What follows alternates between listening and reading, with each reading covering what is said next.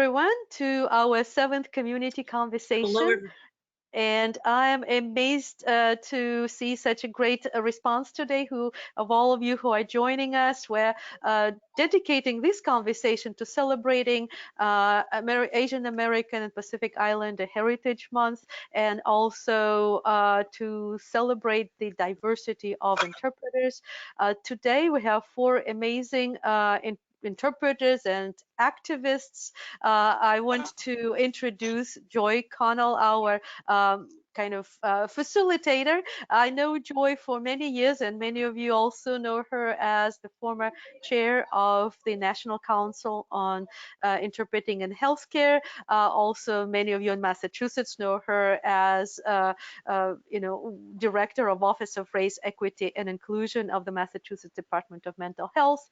And you've met her at different conferences, so I'm not going to spend more time. She will have the time to introduce herself. With her, we have Kamana Khadka, Yoshie Ng, and Shaobo Jiang. And I had the pleasure of working with Shaobo on several projects about test development. He was one of our webinar presenters. And today was the first time I met Yoshie and Kamana, but apparently we have some friends in common. So welcome, everyone. Enjoy. Take away. Thank you. Thank you so much, Natalia. And I hope I am going to be able to do this, because I am noticing I actually am still having a little problem with my connection and people sort of fading in and out, but I'm hoping this is going to work. But thank you, everybody, for being here. So let me just quickly do, start by some quick introductions again. For those of you who don't know me, I am Joy Connell. So you see, Natalia, you can't just go by the last name only, right? Because that is my name. Correct. I am Korean, right? So I am Korean Irish American. I'm coming to you today from Massachusetts, not Boston, although I do work in Boston, but I'm actually at home right now working remotely from a small town of Massachusetts. And I do work at the Massachusetts Department of Mental Health, where I am the Director of Race, Equity, and Inclusion. And my pronouns are she, hers, and hers. So let me just sort of go around on my screen. Yoshie, you want to go next? Yes. Okay, my name is Yoshie Ng. I work as a staff interpreter at the Tufts Medical Center in Boston. My background is a little bit confusing, even sometimes to myself. I speak several of the dialect, and so I was born in Taiwan. So my first language means Taiwanese, you call that. And then because the Mandarin is our national language, so I went to school, I had to learn Mandarin. And then my father was in the airline business, so we followed him. So we moved to Japan when I was 4th grade, all the way to college. So I grew up in Japan. So again, I have picked up the language, so I'm Japanese. And then my husband is from Hong Kong. So when you have a bilingual marriage, usually one would pick up the other language. So it was easier for me to pick up his language. So Hong Kongese, the Cantonese, you call that. So that is your language. And then the family is from the rural canton that is called Toi San. So again, in order to able to communicate with my in-laws, I had to pick up their language. And then the English is after he came here. Now, yes, we had learned the English when I was in high school, but then it's like, Eddie has a pen. Change to Jack. Jack has a pen. Red. Jack has a red pen. House. Jack has a red. Oh, must be English. But it's also very different. So that I can understand that when you just come into the country, there is a lot of things, not just the linguistically, culturally wise, that everything's involved. You have to really learn. And then when we interpret it for our patient, we have to go back to our original heart also to sense when you were just came to this country, how you felt and how do you want to be helped. And so every day when I'm working in the hospital, that always reminds me, I am one of them. Years ago, It's a pulled you back. Pulled you back. Yes. But it's nice seeing you again, Joyce. Likewise, likewise. I remember those old MMIA meetings. My gosh. Yes. Yeah. Mm-hmm. So, Kamana, you want to go next? Sure. So thank you for having me, CCHI. This is such a great initiative. My name is Kamana Khadka, and my pronouns are she, her, hers. I am originally from Kathmandu, Nepal. So just to kind of give you some geography, it's between two huge countries, India and China. And I have been living in US for since 2005. And I mean, interpretation language is really, really close to me because my mom lives with us here in Phoenix, Arizona as well. She is not fluent in English, and so it's kind of our life struggle, right, to kind of get her an interpreter and the right interpreter and all of those things. And I too, for many years, I did work as an interpreter. Actually, interpretation profession really helped me pay off my student loan. So I'm really, really grateful to this profession, and I hold this profession, see this profession with a lot of respect and a lot of value. Today I work for a company called Cable One. I am their diversity, equity, and inclusion manager. And Cable One is also, it's really special because it's a leading broadband company, but its footprints are in really small areas, like small towns, small communities in US. So really kind of working on that digital divide, if you will. So yeah, I'm really, we recently celebrated AAPI.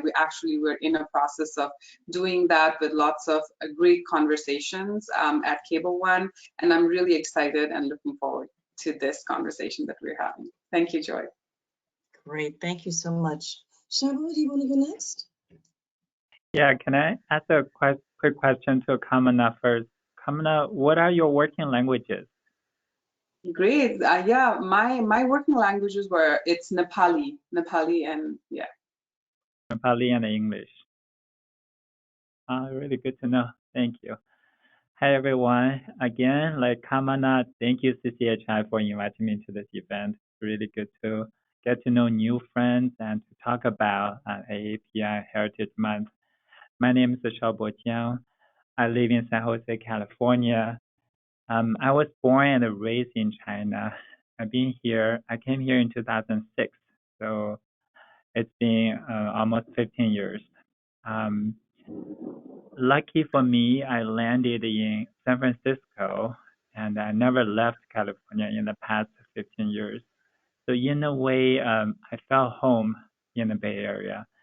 When I first came here, I remember when I got onto the Muni, the first bus, I heard the public announcement stops were in English, then Cantonese, then Spanish. That was one of the eye-opening experiences to me. I was like, wow, this is amazing. Then I went to the Chinatown, did all those things. I really felt home. San Francisco felt home to me. And later on, I lived in other parts of the California a little bit, but I have spent most of my time in Northern California. I have been in the language industry since 2010. I've done translating, interpreting, project managing. Now I'm the assistant manager for the interpreter services department in one of the children's hospitals in this area. So I'm really happy to be in this forum. Just a fun fact about me, I love tennis and volleyball. If you play these two sports, you are my best friend. Okay, thank you so much. I just want to start off by also reminding folks that not only is May AAPI Heritage Month, but it's also Mental Health Month. And obviously I have a little bit of bias working at DMH, right? But I think it's something, mental health is an issue, certainly that's come up a lot recently. And so I guess, you know, if we also think about the year that we've all just lived through, which has been a hell of a year, you know, I've just asked, you know, how are people feeling?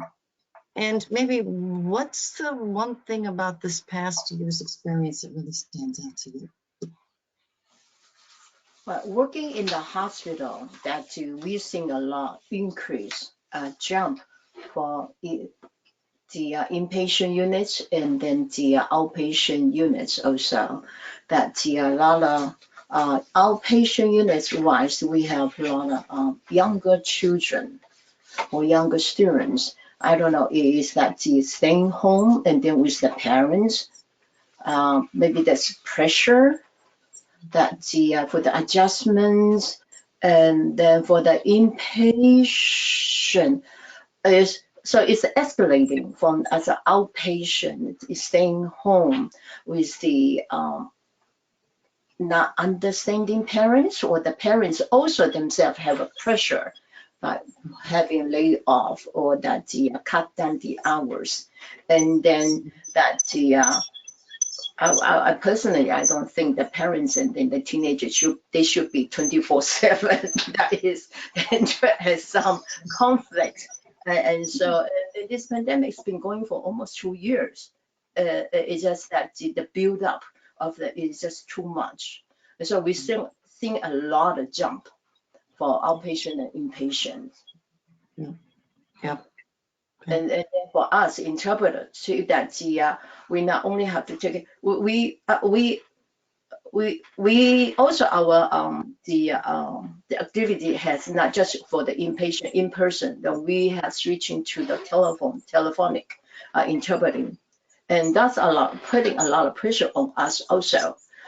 Sometimes that they will book it ahead, that they will have a, like if we have a person-to-person interface, so you book the appointments, the interpreter will be there, and we will have this policy, we will for 15 minutes, half the time of your appointments, 15 minutes, then we move on to the next one.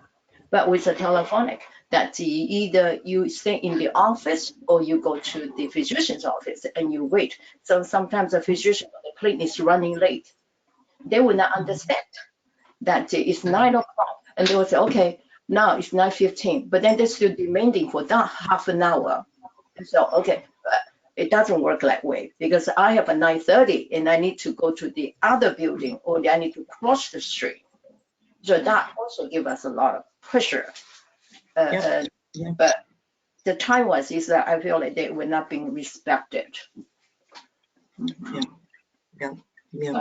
Joy, the last year you brought up mental health too, and I think it's kind of, it took a toll on me, because there was, you know, like the pandemic that was like really, it was really draining, right? Like for the first 5 weeks, not being able to like go to work was great. Actually, I really enjoyed it. I had a 4-year-old, you know, I have a 4-year-old, and I like spending time with her, you know, working from home and everything. But after 5 weeks, I kind of like felt like I was stuck. I'm like, you know, it was suffocating. I was like, oh my gosh, like what's going on? What's going to happen? And then, I mean, on top of that, you know, you look at like the Stop AAPI numbers, like Stop AAPI hate numbers that they were sharing. And the hate crimes on Asian Americans had gone up by 150%, right? And that too, I mean, not a lot of us don't really talk about it. I mean, we're labeled as silent, right? So we're not very vocal and confrontational. But like to see like our community like talking about it, it was really scary. And that was another, like, you know, really, I mean, mentally it was, and emotionally it was really draining, because you know, when me and my husband, we take turns in going hiking. Like I go in the morning and he goes in the evening. And I would be really scared, like, you know, if he doesn't come home around the same time. And we live in a predominantly like white Caucasian neighborhood. So I was like really, really scared seeing like, you know, like I mean, you know, what's going to happen, right? So did something happen? So I think, I mean, this like past year, you know, same feelings have been shared by a lot of my AAPI friends, and not just AAPI, but people that are allies to AAPI. And I think that's, you know, that was really stressful. Yeah, yeah. Shaobo? Yeah, I think there were definitely dark moments, like the pandemic itself, and also in our area there was fires. The Oh, pollution was right, right. real too. Yeah. So I think for me the darkest moment was I couldn't see hope. I couldn't see like where this was gonna go, and that was really tough. And on top of that, you know, I couldn't see my family. I still can't go back to China, right? So that was really tough. But I think the silver lining is that there was so many positive developments throughout the year, throughout the DE&I. Somehow, George Floyd and the recent like Stop Asian Hate movement just brought and I brought many underrepresented groups into surface again. Like we are in the discussion again. We're not the kind of marginal side kind of groups anymore. So I really, really welcome this development. The discussions we're having are just wonderful. So those are the like you know very positive like hopeful things I hold on to nowadays. What Yeah, about you, no, Joy? I'm going to say I'm with you 100%. I mean, it has been such a bizarre year to live through. I think if you're Asian, you know, to be scapegoated as the cause of the pandemic, right? And I agree with you, Kamana. I mean, I live in Massachusetts, which is supposed to be considered so liberal, right? And the fact is, you know, even me, I've found myself being a little more vigilant just when I'm out doing errands, right? Sort of looking around, making sure. And that's a weird kind of pressure to have on your, you know, everyday life. But I think really the turning point, one of the things that just stands out for me is also the shootings in Atlanta, right? And which really triggered, you know, this no more, right? You know, and I just, as horrific as the event was, I'm with you, Shaobo. It makes me feel hopeful that finally, you know, a community that traditionally has been so marginalized, which has virtually been invisible, right, for so many years, you know, is now finally being heard. And I really hope that it's a turning point for the country. So yeah, so I do take that away from this. Let me see. I think, you know, one of the other things I think is sort of interesting is that, you know, I said this earlier, we have 4 of us here, 4 Asians on this panel, and yet we're also distinct, right? You know, and I think about the fact that we are not a monolith, yet so many people, when you say the word Asian, what comes to their mind, right? There's so many stereotypes out there. And I wonder for each of you, what are the things that maybe hold true for you, and where are the things that you see yourself as very different? What was the last one? I'm sorry. Somebody. Where you take some of these stereotypes about Asians, what would be true for you and what would be not true? So I what have aligns? definitely is I'm not good with math. Me too. I was like, no, thank you. I'm bad Asian here. Bad at math. Yeah. Yeah. That is once in a time. And Yeah, it's really I love interesting. numbers, though. I love numbers. I love numbers, but I'm not good at it. I love it. I used to work at the bank, and I can calculate it, we do the offshore money, so that when they have the borrowed money for 2 million, 5 million, so okay, I can calculate the interest of 3.4 quarter the percent for the 60 days. I can give it right away, but then it's something else. It's like, I'm not You're ahead of me, Yoshie. You're ahead of me. Kamana, you were going to say something? Yeah, I was, for me, it's like really interesting because, you know, when we think about Asians, right, especially in US, they don't really think about people that look like me. So that's kind of like one interesting, like, stereotypical lens that I deal with. Right. Because you're only like, people only label Asians are as, you know, from China, Korea, you know, Japan, like East those Asians. places. But yeah, but you're Right. not really thinking Right. about South Asians, you know, Southeast Asians, like the West Asia, that Yep. whole part, right? So Yep. it's, I mean, that's, I mean, really like an interesting, interesting lens, I think. I definitely echo that. I can't say I am myself educated about the whole Asia. I think I definitely echo what you said, Kamana. When I even myself think about Asians, I think about East Asians, Southeast Asians. You know, I have to constantly kind of consciously remind myself of other parts of Asia. There's, you know, like the Maldives, for example, area, India. There's even the like I met somebody the other day, Kyrgyzstan, right? That's Mm-hmm. part of Asia too, and it's just so diverse. There are just so many different cultures in the under the umbrella of the Asians, right? Right. Well, and I also just think it's interesting because, frankly, let's think about it. Traditionally, I think it goes against the culture to even be having this kind of conversation in many ways, especially if you want to talk about mental health, you want to talk about other things, because we know that there is still tremendous stigma around mental illness, right? We know that, you know, traditionally, we're not going to talk about our public, right? We're not going to share like this. So I just think it's kind of interesting that this has sort of pushed us to say, you know what, maybe it's okay. You can do this, you can come together, and it's all right.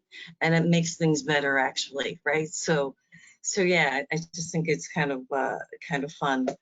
You And know, can I interject? Sure. And I want just to say, like the stereotypes that you already all broke. You can smile, you laugh, you also can talk over each other. You are normal people, like Russians are, right? Right? Like all Americans are. So because sometimes I know both in Russia and in America we have this term that Asian of being reserved and quiet and Right. silent. So I'm, I've discovered long ago that it's not true. So thank you for dispelling the Yeah. stereotype for us on camera. And to your No, point, but Natalia, sorry, go ahead. Go ahead, Jo. when you're saying that, I believe the communication barrier is also, it's reflecting the cultural differences, how you differently, that you're reflecting it differently, you're acting it differently. So it's not just the communication, we have a communication differently, the thinking differently, but it's the cultural that is the bias with that. right, right. So, you know, it again, it's just so sort of fascinating to me because, as you're saying, Natalia, you know, I think some of the stereotypes are that we're quiet, we're reserved, hardworking, and then everything really that leads to this notion of the model minority, right? And I've had that said to me, oh my gosh, Joy, you people are so hardworking. You people are so polite. That's another one too, you know, polite. It's like, some people know we might not say I'm so polite. You know, it's all of that stuff, which some people will actually say, well, that's not such a bad stereotype. What's wrong with that, you know? But it's like, no, this is not something that helps all of us. And frankly, it's it's not something, it's not a wedge we can use to divide us, because that's how it's being used, right? And I love what you say, Kamana. It is true. I think for most people, when they think about Asian, the visual that comes into mind is truly, it's the East Asians, right? It's not all the others, and there are so many. So so I really appreciate that. You know, I am actually being mindful of time. So one of the things I just wanted to ask before, because I want to make sure we get a chance to do it. Since we're doing this really as a celebration of AAP,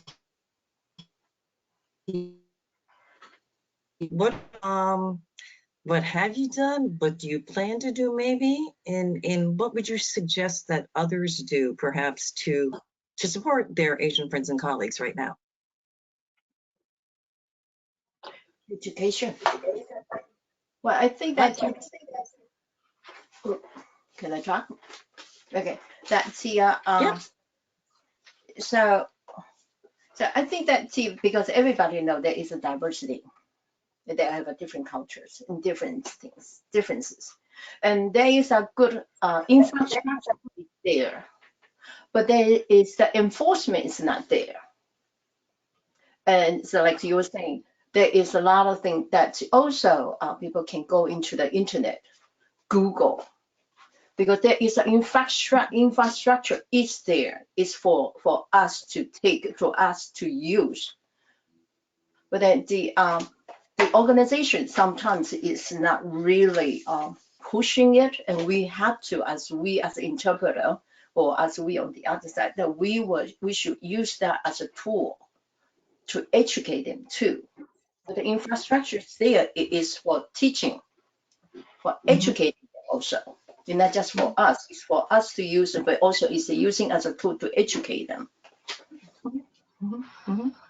So for me, it's like, I think it's like two parts, right? So I think we as Asian Americans, we have a duty to speak up, because I mean, we have this label of model minority and we're playing that label because we enjoy that label, right?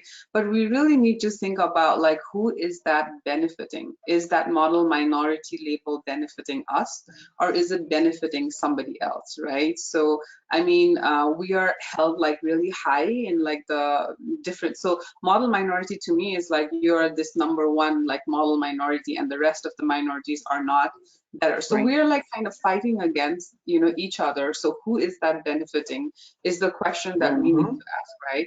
And this like label as this silent people, we cannot be silent anymore, because I mean, for me, like those attacks in San Francisco, like those hate crimes, it attacked our elderly, you know, and it's like heartbreaking. It's like really heartbreaking. So this is not the time to be like quiet and silent, but we really need to kind of internalize and think about it and speak and talk about it, right? So there is that for the Asian population. For the allies, I mean, yeah, like Yoshie was saying, educate yourself, right? So there are books, there are movies. I mean, Netflix is doing, has so many movies on Asians, and so we're seeing that coming, and even like Asian directors and things like that. So educate yourself, and when you even like eat at Asian restaurants, try to talk to people, engage, like what food are you eating, from where, what spices, what people are cooking this, right? So be engaged, and definitely support Asian businesses, because I think Asian businesses were the most hard hit during the pandemic. So I think, yeah. Thank you. Shaobo? Yeah, those are really well said. I think I will just provide some side notes to what you said, Kamana. Support Asian businesses, definitely. And also, I think you mentioned communication, talking to people. I think for me personally, I just want to be myself.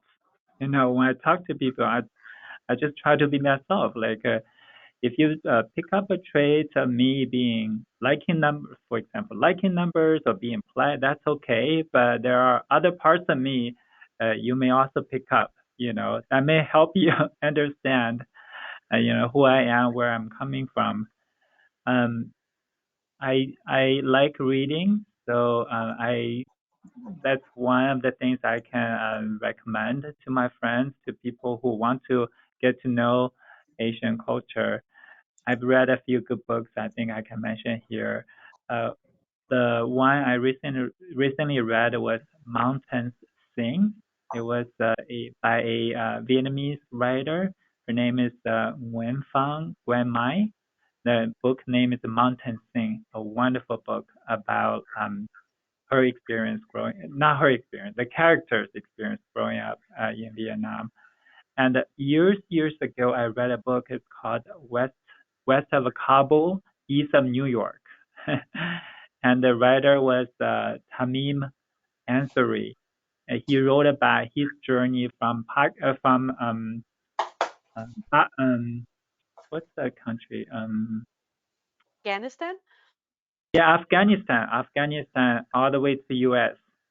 And I think he's a Bay Area local too. So those are two wonderful books. And yesterday I just saw a Netflix documentary of Amy Tan, like her journey, right? And I feel guilty because I haven't read any of her books. So I'm going to go back to her first book, The Joy Luck Club, the Joy Luck Club, and to read that. And I would like to share that with other people who want to get to know this population. Great, What thank about you, Joy?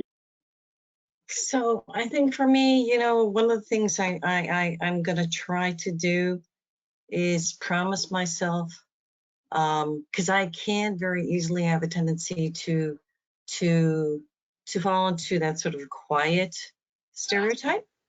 And I'm going to really push myself to basically speak up more and basically just make some noise, right? I want to just also remind folks too that, when we do talk about Asians, we've talked about the fact that, okay, we've got such a diverse group here, but I think there's all kinds of diversity even within the Asian community. So, let's not forget about people who are biracial. Let's not forget about people who are like maybe English only speaking Asians, right? Let's not forget about LGBTQ Asians. Let's not forget about disabled Asians. I mean, all of them, right? So we all deserve to be honored. And I think the really nice thing I'm going to do is I'm going to see it again because I've already seen it. And I would highly suggest that everybody do it. If you have not seen Minari yet, please go see it. It's just such a gem of a movie. It's wonderful. So yeah, that would be my suggestion. Joy, what is it again? Minari, Minari. Oh, Minari. Oh, yeah. The Korean movie, right? Yes. Have you seen it? It's wonderful. Not yet. Yeah. We'll definitely check it out. Minari. No, you definitely should. Yeah. So, I guess I don't know, Natalia, are there questions or anything chat or? Well, we have spent a wonderful 30 minutes. There's some comments supporting your ideas, and we don't have the time for questions usually because it's such a short conversation. All these conversations are too short, and we hold them to remind everybody you don't need to confine yourself to 1 month of celebrating something, right? To have one conversation, they will all, it's everyday life for us. And I like what all of you kind of said in different ways is that we need to celebrate and recognize each one of us, and we are more than just one thing. We're so many things together, but it is important for us to highlight different aspects of our personalities, right? We're all interpreters. We talk about that. We all belong to specific cultures. Let's make noise about that. And I definitely am going to read all the books, Shaobo, you said. I'm going to watch the movie. And I also want to say that, it's so I would say it's so hopeful for me to hear your hopes that you are not downed by this horrific years and a half that we've had. That I can hear in your voices that even though you recognize the tragical moments of our lives of this pandemic and continuing pandemic across the world, and of different things that continue to happen, horrible things that continue to happen to all of us, yet there is still hope. So thank you very much for finding the time in your busy days. Thank you for sharing your stories, and all of you who are listening and watching us today, thank you for showing up. We will have this recording available on the CCHI's YouTube channel. Let's celebrate us, and have a great weekend, and we'll see you at the next community conversations. Thank you. Bye-bye. Thank you for having us. Thank you. Thanks. Bye. Bye-bye.